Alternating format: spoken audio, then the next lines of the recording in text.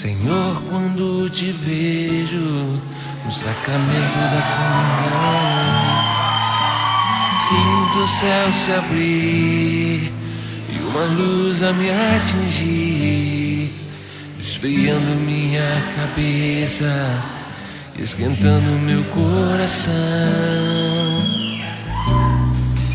Senhor, graças e louvores sejam dados a todo momento. Quero te louvar na dor, na alegria e no sofrimento.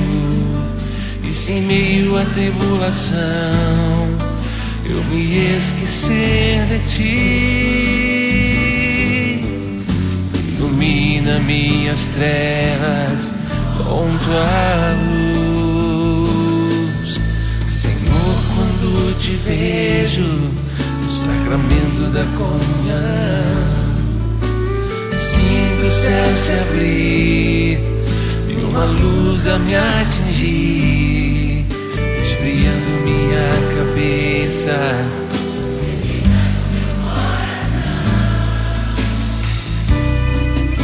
Senhor, graças e louvores,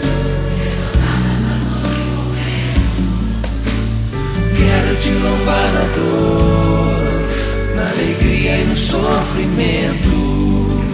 E se em meio à tribulação eu me esquecer de ti,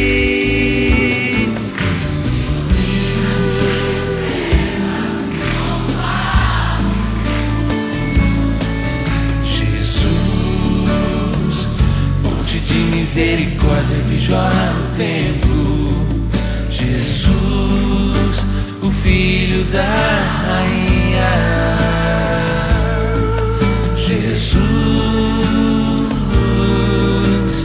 rosto divino do homem, Jesus, rosto humano de Deus, Jesus, fonte de misericórdia que jorra no templo, Jesus, o Filho da Rainha,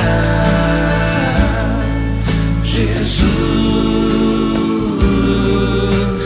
rosto divino do homem, Jesus, rosto humano de Deus. Chego muitas vezes em tua casa, meu Senhor, triste e abatido, precisando de amor. Mas depois da comunhão, tua casa é meu coração. Então sinto o céu dentro de mim. Não comungo porque mereço, isso eu sei, meu Senhor. Comungo pois preciso de ti.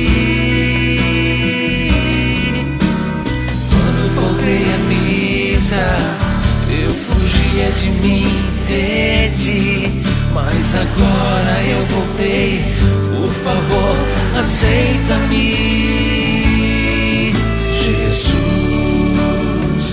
fonte de misericórdia que jorra no templo, Jesus, o Filho da